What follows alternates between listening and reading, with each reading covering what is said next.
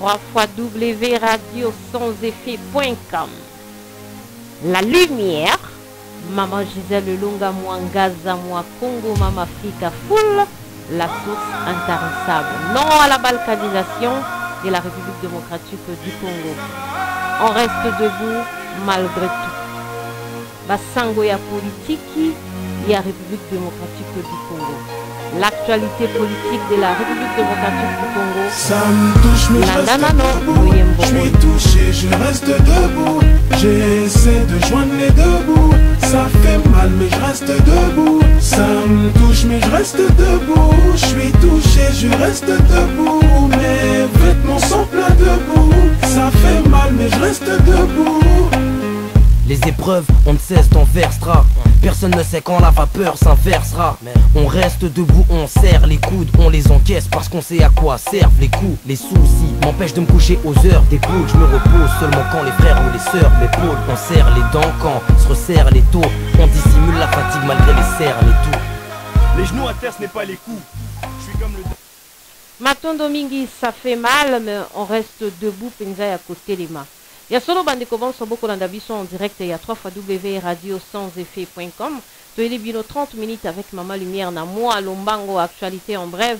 Alerte Penza. Tomoni tu es bino sango yo na katina partie à UDPS batangi bongo assassin. Ton moto yo aleki papa Etienne Mopepe. Masolo ya RDC. Nani aleki papa Etienne Mopepe selon cadre ya UDPS. Papa Freddy Pindi, ce qui pendant na bosani kombote mais beaucoup landa audio tout à l'heure boyo kapenza ndenge azali très fâché yango biso toloba qui n'est jamais trahi le Congo. Basili qui penza balobi ndeko yo atika Félix Kimia azala premier ministre. Toyebi penza moto yo bango balobi abisi papa Etienne Mopepe masolo ya RDC en tout cas bazalaki na ye malamu. Mais balobi yango suite ya résultat ya autopsie n'est jamais trahi le Congo. Balobi yango suite ya ba confirmation songolo basali nango n'est jamais trahir le Congo. Batangi kombo na moto balobi aza mondele azali mopaya azali mato ya mboka na biso te. Mais yango pe ba politique eta mosuto lobaka. Boyebi moto azali ya biso te. Mungu tango bosangana ki na yibo yiba kite. Na kotia bikoma mingi te na kosepela nano tolanda audio bongo na sima tokotia penza mwa bikoma. Toyebi te résultat autopsie esi ebimi.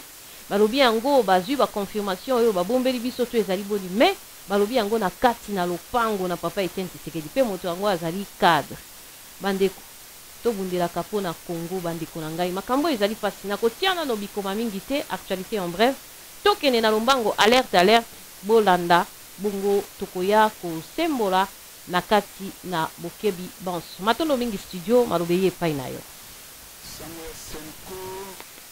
liboso félicité ba évêque na musala munene basali musala wana esalami à 98%, signature ya accord esalamaki le 31, mais tu lelo yo tozomona avancement ezali te na cadre etali signature ya arrangement particulier. Je pense que basango bazo comprendre niveau nini tokomi na souci ya peuple congolais na ndenge oyo musala ngo ezokende.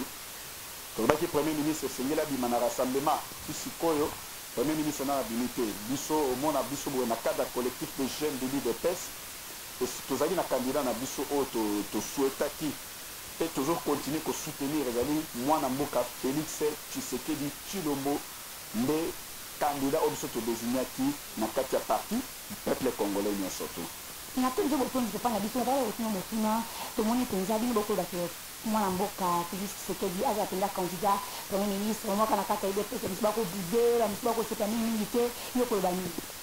Non, bon, la démocratie, mutunyo soto a mettre volonté nae, a osala musala to ko boya na mutute alo.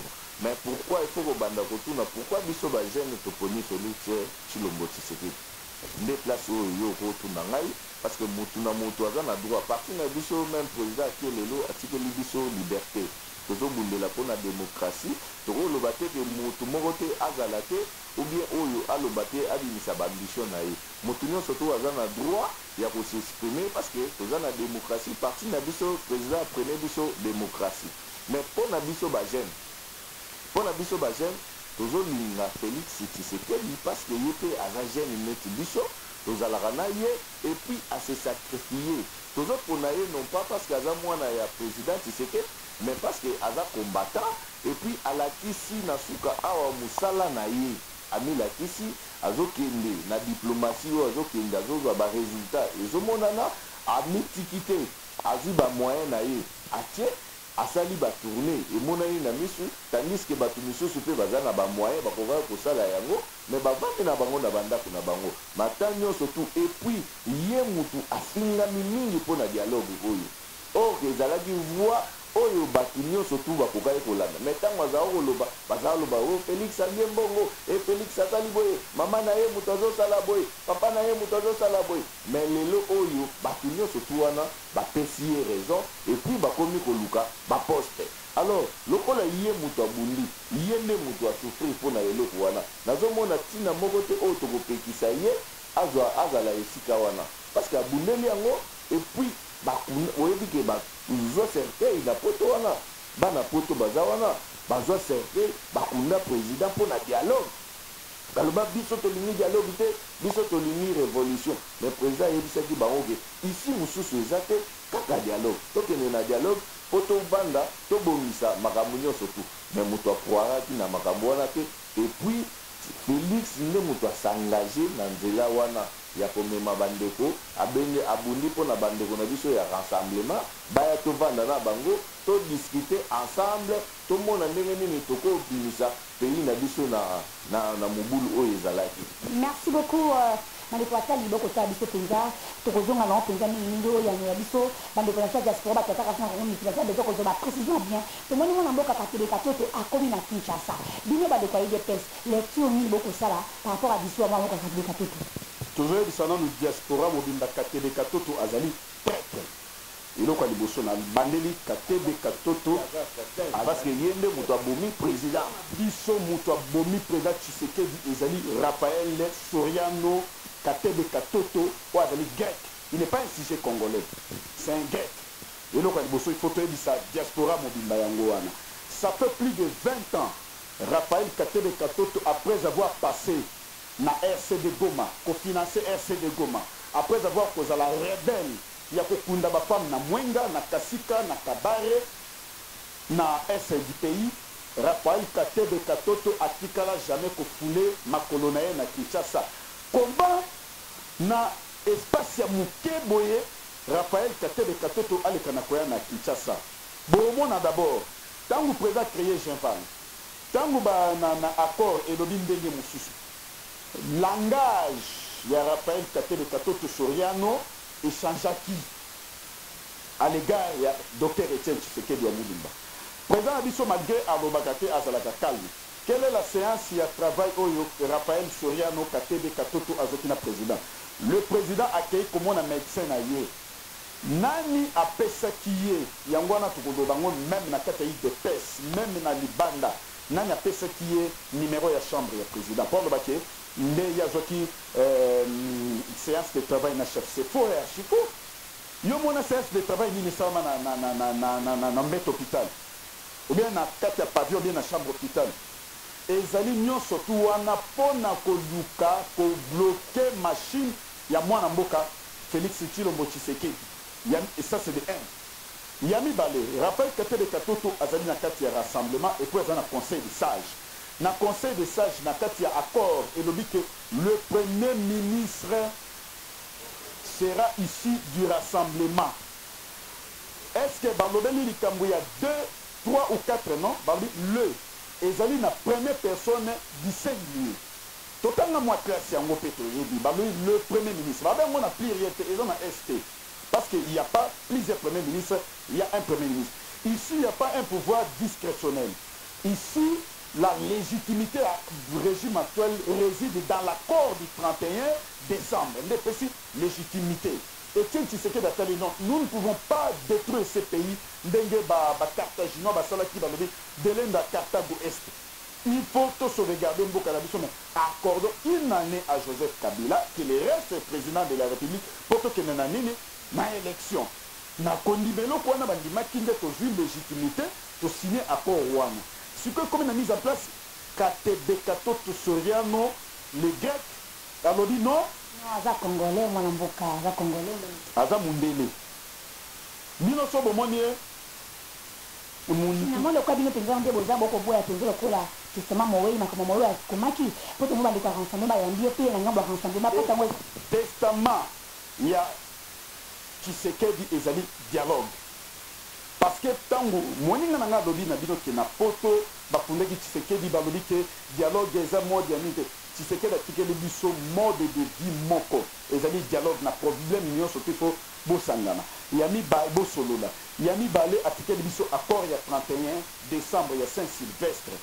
mutu alingi atopie shema wana botala décor nini Soriano nazotanga kombo yo nayebi te ta mosusu mama kombo na biso tozala bamami tozala bapapi tozalaka bapitu tozala banani Soriano oye ifo yeba authenticité ya no wana alobaki azalaki na séance de travail na président est-ce qu'on peut faire une séance de travail dans un lit d'hôpital ekomaki ndenge nini ye Raphaël Katebe Katoto a se retrouvé na kati ya chambre oyo le président azalaki et puis nakobima na ye na nsima wana président na biso akufa mbala moko ntango chef akufi ye asali plus de 30 ans même ntango azalaki rebelle azalaki koyawa na Kinshasa te après des années bayambi avec pompe ya de langi yambi ye ezali Kalev moto aner moto akiko Kalev moto ayambi ye est-ce que Kalev vraiment akoki koyamba ye soki vraiment ye Katebe Katoto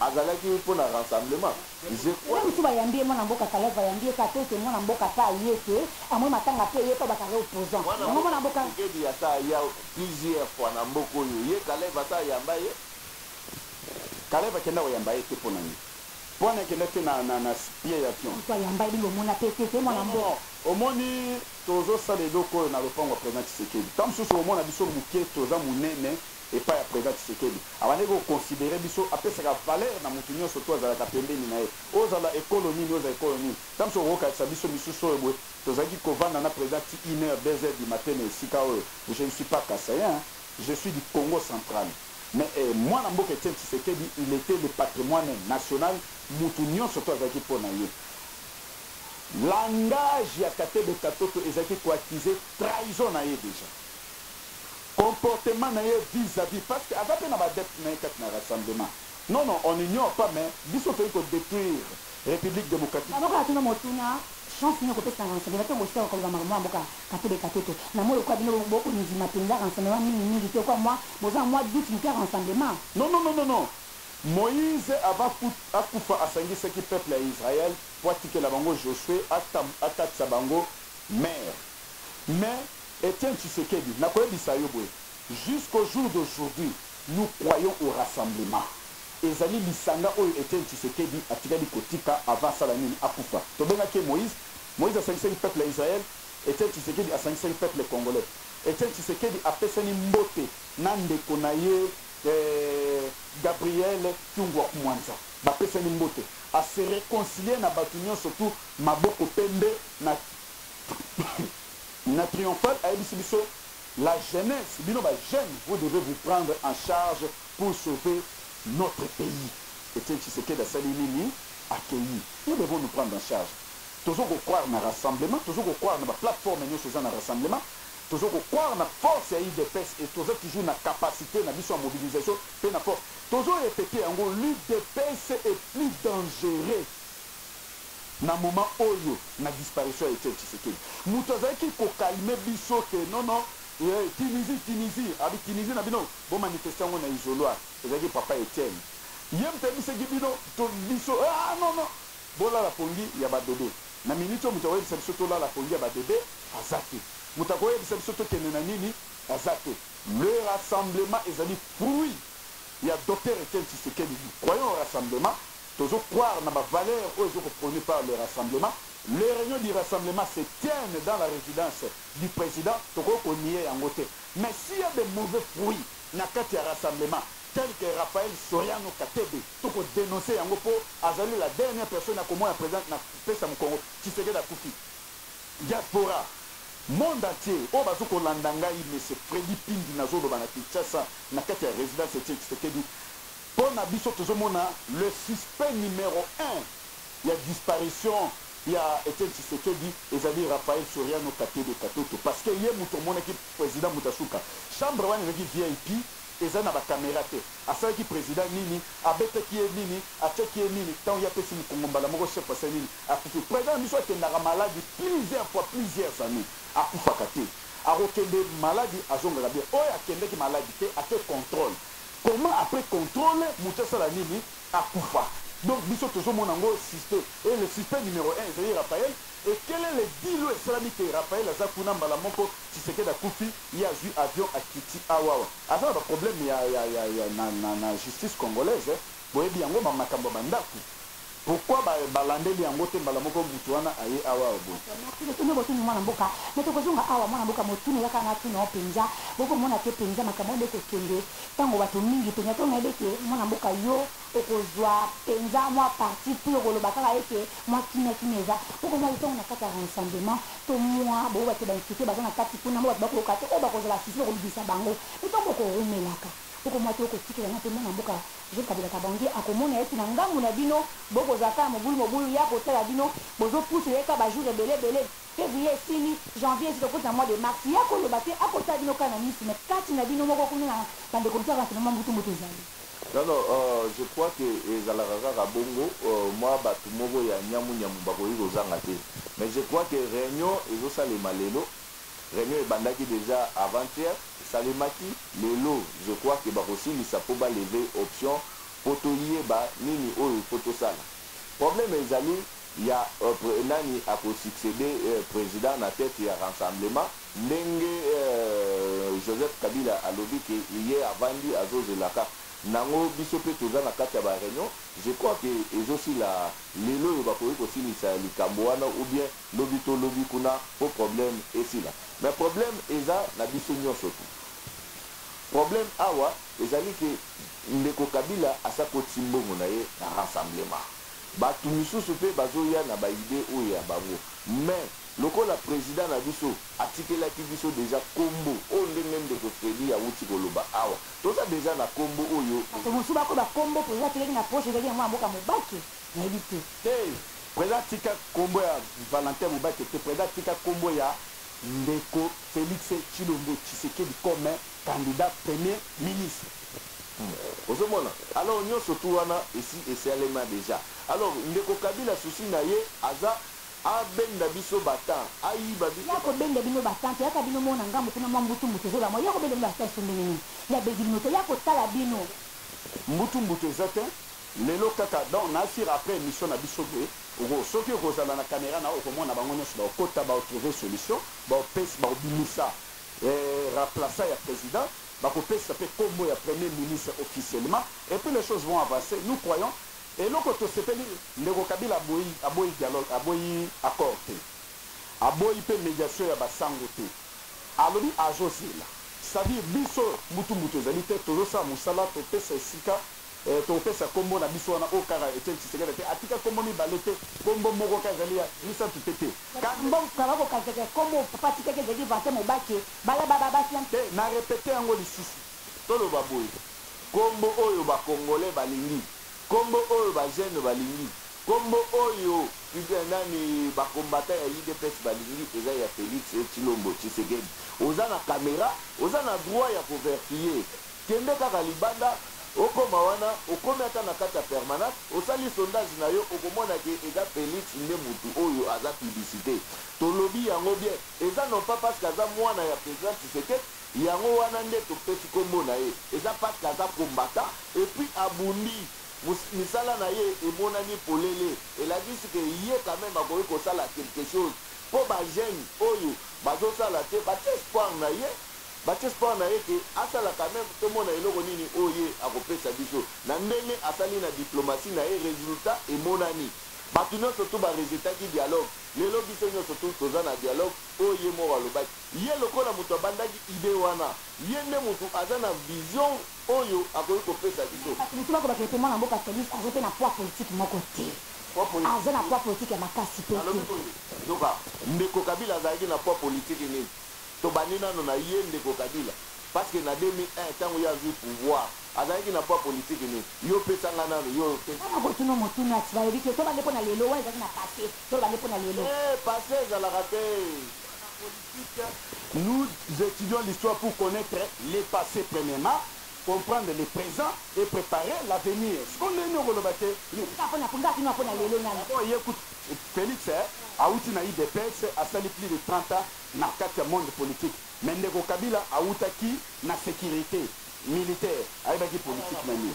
Quand on a la proposition, bah oh balini baye ba quoi politique il y a Félix. Tocha libaya na ba o balini ata na Martin bacha libaya toye ba poids politique ya moko na moko. Merci Penza na tibino botondi mato ko sila nango Penza ko mina suka merci mais eloko ko na mokuse Penza mais ko na biso ba imbo ko tel simo ki mobimba ko ko maboba ba ko sula boni pona ko na résidence yango biso ko ya pona respect ya patriarche et que tu là déjà et la mba il est pour toi que la patriarche c'est que tu as résidence papa et on te laisse venir la mba pour na ko la papa na biso et c'est ce qui dit mulumba mais li kambo ko mbutu mutu ezali pe ko makaba ke pe ko le banini et puis ndenge za wana esika ko la papa il est pesi bolingi wapi et puis ni basa mausolée place na mokuse ne veut se masolo na mokuse mausolée ya papa Tshisekedi egosala na permanence et Tshisekedi asali tana ye asali musala na il mérite d'être pleuré et enterré dignement. Bakunda Tshisekedi na Kinshasa bakunda Tshisekedi à l'étranger parce que c'est un fils du pays et un chef coutumier. Na loi na biso ba ko ndenge na biso ya bokoko tokoki jamais et très jamais kokunda Tshisekedi dans une terre étrangère. Tshisekedi sera enterré et en même temps on a toujours bato continuer koya pour rendre hommage na papa Etienne bozomo na délégation ya papa Monsieur Diallo ya Monisco bayaki ko signer registre de condoléances et puis ba différentes personnalités et ça va faire sa valeur et pas à moi mboka Etienne Tshisekedi à kozala enterré pleurer ici à Kinshasa et enterré ici à Kinshasa parce que c'est un patrimoine national. Très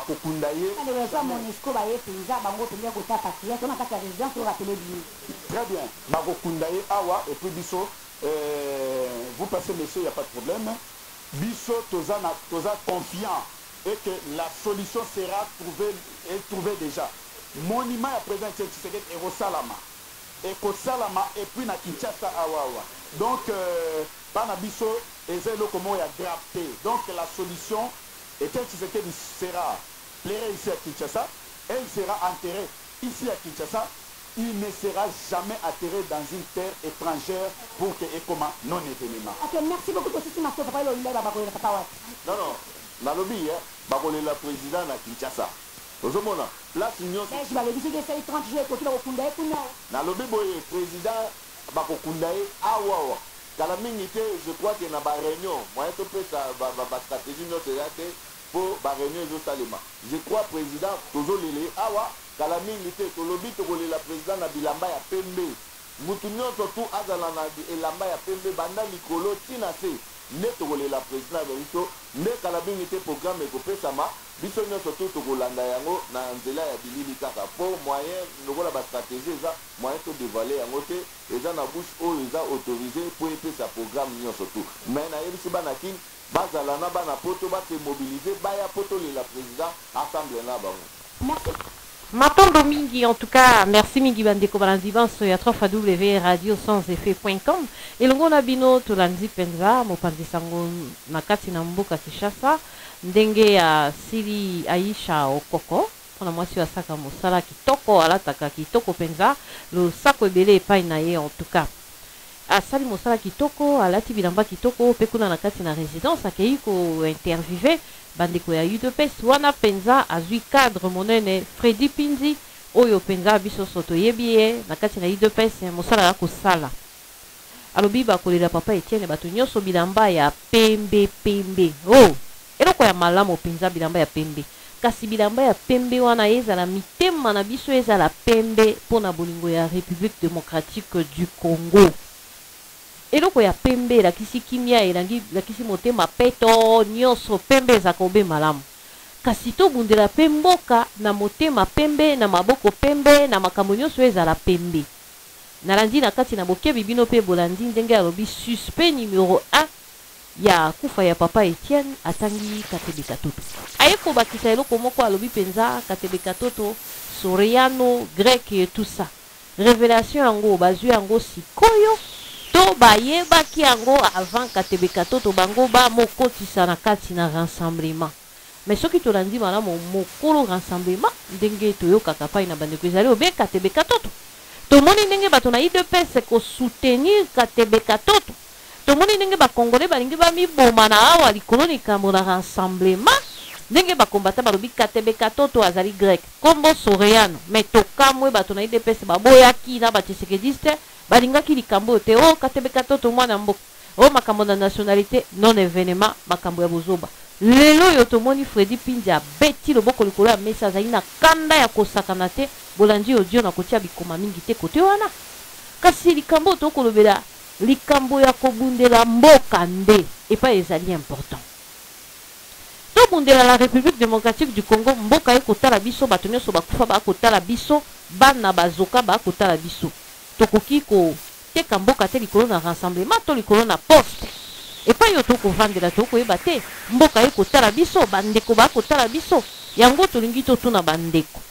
Tango bango babeti loboko balobi non na kati na rassemblement ezali malamu tokotika yango te kasi Katebe Katoto azali Soriano azali koteka mboka azali likama Kaleve moto aye kozwaye na aéroport azalaki ya soutenaki rebelle soki na RCD Goma biloko nyonso wana boyebi yango lelo to boyeba yango banda kala soki boyebaki yango banda kala moto ya maboko ezali bilamba ya pembe te ndenge bolobi bato nyonso balata pembe na matanga iyo organisation kitoko mais bomokotisaki na rassemblement pona nini pona nini bokotisaki ye na rassemblement epa yo tokoloba bokopesa pasi na kati na itumba oyo bitumba oyo tokobundela mboka bino moko bokokamata bapaya bokotisi soki intérêt na bino bomoni ekomi bafoué négligé ale bolobi sikoyo vraie version ya makambo oyo bino boyebi.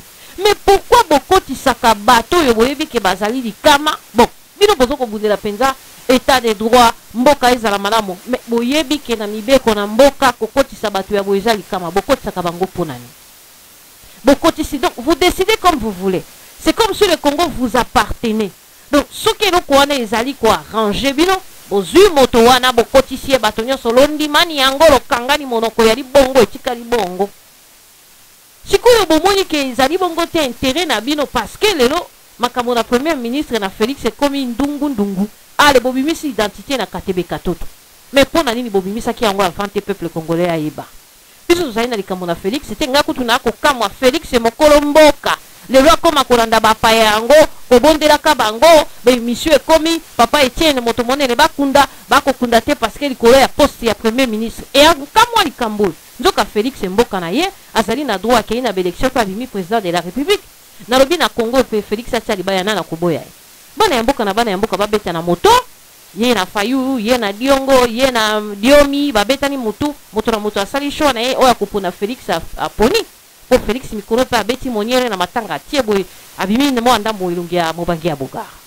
boko mona ezali likama ba politique boko kende bozwi ba pa ya bobendi bango pene na bino moko bakombata makolo ba bobendi azali mopaya bino lelo bobimisi komo na Katebe Katoto Soriano bino na IDPS si bobenga Katebe Katoto Soriano mokoloni bakombata bato bazali koloba bango pe mafinga bokabwani bato babeba nyawo lelo bino bobimisi komo na Katebe Katoto yali Soriano po nini boko bundira mboka te boko bundira ba poste ba politique yango moni bako rouler bino ndingo wana siko apelo boko benga nani bani mboka susu babima babunda donc bitumba bato bako bima libanda babundi bako bundira bino boko mana ba poste bo vanda lelo Katebe Katoto boyebi kazali Soriano ngana kokotela yeti boyebi biso to sali be émission awa to yambi ba papa Mizezwe biloko bino bolobi yango lelo mais ba papa Mizezwe ba banda ki koloba yango banda kala ba bimisa ba komona ba Soriano to yoki yango na ba papa Mizezwe to yoki yango wana ba combattant mais bino bobenga ki Katebe Katoto pe to kene pa itozonge pa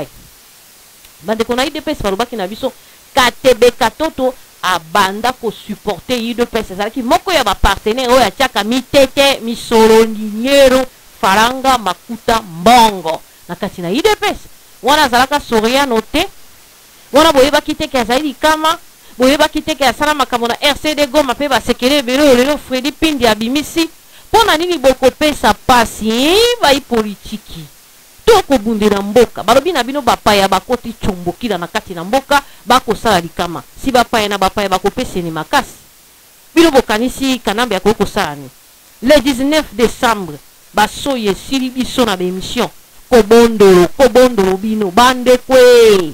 Boti kata politiki yango bokei na bapaya likambo te kasi constitution yango yo epesi moto yo atanzira bima kende.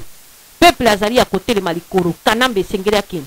Banjembo ebimi bana IDPS basakalaka te na banjembo koto ya na losako na bakombatant bakobundela mboka kasi bayi politiki babundelaka baposo tolo lelo emonani na mpwasa nzoka nde bayebaka katebeka totolaka soriano me mpo na likambo na intere na makuta batiki peuple obe na yolela ntango babeti bango virgule bakomi kobimisa komo na ye soriano azali greke azali boyela boye bongo bato bakomona pasi na minembo mokoni boko denoncer minembo ekeye epai na ya na ruberwa pe rwande bokoloba te mokoli kobibala na ruberwa pe lisusu boye obimi oye ruberwa wana yaya na ye akoma chef coutumier bazwa etene na minembo kamo ena sampukuna babomi bato bobeta loboko likolo ya mesa na boye bosilika bokobengana bapaya te na mboka poni bolobaki dialogue tokobengana bapaya na masolo esi bobengani bango bakomi korule bino poste ya premier ministre likambo ekosala biso pasi yango Félix likambo nini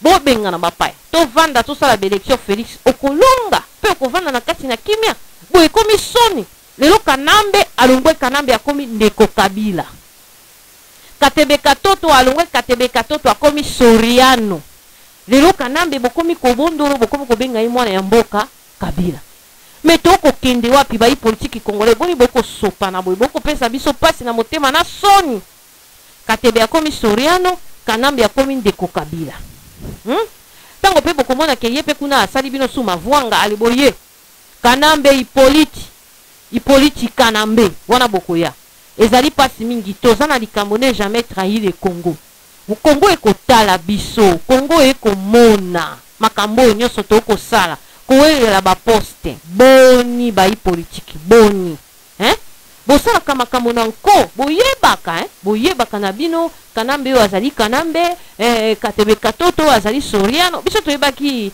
Moïse Katumbi nde Soriano Katebe Katoto nde azali Congolais lelo bino moko bobimisi Katebe Katoto pe azali Soriano me bino bolobaki Katebe Katoto nde azali na Isaïwa leki na ye Moïse nde azali mopaya lelo bobimisi azali grec nationalité ebimi bolanda biso na 3wradio1seffet.com mokolo na jeudi epai wapi tokozala na émission à long et à large lelo ezalaki kaka résumé ya mwa information to actualité tokobetela sete mokolo ya jeudi ezalaki ya bino Mwangaza Mama Lumière Gisèle Longa tolobaki tobundela Congo loboko na motema Félix ozali mwana ya mboka ozali na soutien ya bana ya mboka mais mokendeli oboko kendela intérêt personnel na intérêt ya parti politique eyali mabe tobundela mboka ça fait mal on reste debout www.radio1seffet.com. Rendez-vous jeudi à 20h30 heure de Paris. Zambé Nalola Apambolabino n'est jamais trahi la République démocratique du Congo. Landa Loyembo, ça fait mal, mais nous sommes obligés de rester debout. Merci.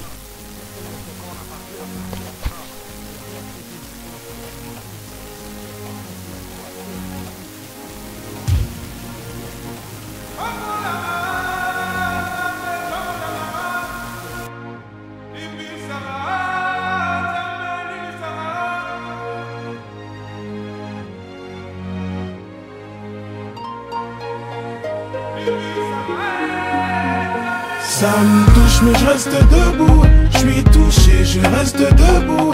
J'essaie de joindre les deux bouts. Ça fait mal mais je reste debout. Ça me touche mais je reste debout. Je suis touché, je reste debout. Mes vêtements sont pleins de boue. Ça fait mal mais je reste debout. Les épreuves, on ne cesse d'en versera. Personne ne sait quand la vapeur s'inversera. On reste debout, on serre les coudes, on les encaisse parce qu'on sait à quoi servent les coups. Les soucis m'empêchent de me coucher aux heures des poules. Je me repose seulement quand les frères ou les sœurs m'épaulent. On serre les dents quand se resserrent les taux. On dissimule la fatigue malgré les cernes et tout. Les genoux à terre, ce n'est pas les coups. Je suis comme le